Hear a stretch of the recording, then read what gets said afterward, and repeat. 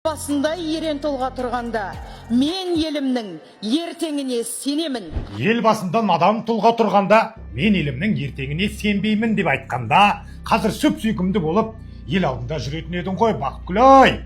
Бірақ бұл әйел қазақтың қамын емес, Назарбайдың нанын ойлады. Міне қазір соның арқасында істі болды. Қалай болғанда да бірінші Хаменованың өмір баянымен сіздерді таныстырып өтейік.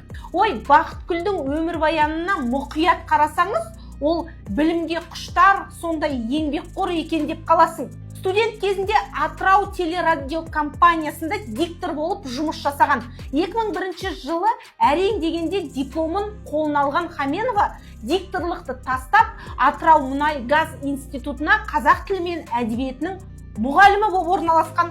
Араға 4 жыл салып, Каспий өңіріндегі бір колледждің директор болып шыға келеді. Бір қызығы, Хаменова сол уақытта 24 жаста ғана болатын. Мән не деген білім десейші. Әй, осы жерде бір шикілік бар сияқты. Міне осылай 2016 жылға дейін аталмыш колледжде директор болған Бақытгүл аяқ асты мәжіліс депутаты болып сайланады. Ой, сайланады деппін ғой. Қайдағы сайланған? Жай ақшаның арқасында тағайындалады десем, артық айтпағаным шығар. Міне Хаменованың Нашарбайға жағымпаздану процесі осы кездерден бастау алады. А также отразить имя Елбасы в наименовании столицы и других важных объектов страны. Негізі осы әйел болмағанда Астананың да, Астанадағы әуежайдың да атауы өзгермес пе еді. Кім білсін? Айтпақшы, Бақытгүл Хаменованың ата-бабалары кәдімгідей оппозиционер болған деседі. Кіші жүздің 5 руынан шыққан Алдарби Сырым Батырдың кеңесшісі болса, көтерілістен кейін сол рудан шыққан Бөдене би де орыстарға қарсы шыққан батырлардың бірі. Осындай бабалары бар Хаменовада жағымпаз қасиет қайдан пайда болды екен? Соншама Назарбайдың көтін жалайтындай не болды? 2-де 1 болды, есімі кір болды. Озбырлыққа, тармекенге басымды 9 айға салды. Кінәсі салды. Қазір қандай заман?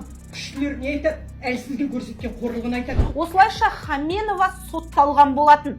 Ерен тұлғасы жоқ. Қайтсын енді? Хаменова өз тарапында тағылған айыпты мойындамады. Жемқорлық ол дерт қой. Ол жемқорлық жойылмайынша ел еңсесін көтере алмайды. Назарбайға деген сүйіспеншілігін жасырмайтын, оның надандығын мақұлдайтын Бақытгүлдің сотталғаны дұрыс болды. Себебі Қаятан қазақтың асыл ақыны Абай Құнанбаевтың ескерткішінен пайда жасап еді, Қаятан ақшаны вагондап асап еді. Айтшы бізге, Хаменова. Мұхтар Шаханов атамыз айтқандай, кеудесінде жалғандықтың мұзы бар. Қажет кезде мұз үстінде қызынар, басшы алдында жас келіндей сызылар, кілең табан жалақыштар, тыжылар.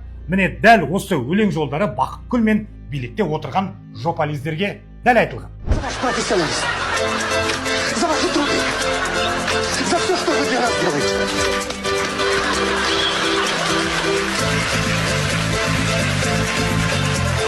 Это все мое.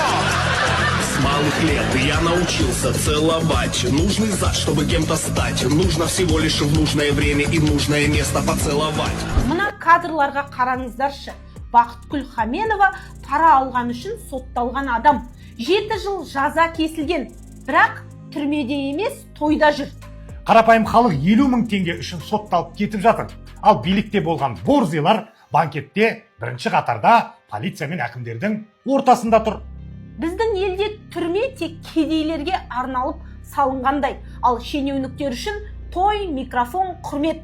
Кім болса да заң бәріне ортақ болу керек. Әйтпесе, ел деген ұғымның өзінің мәні жоғалады. Инга, біз ел деген ұғымды баяғыда жоғалтқан сияқтымыз.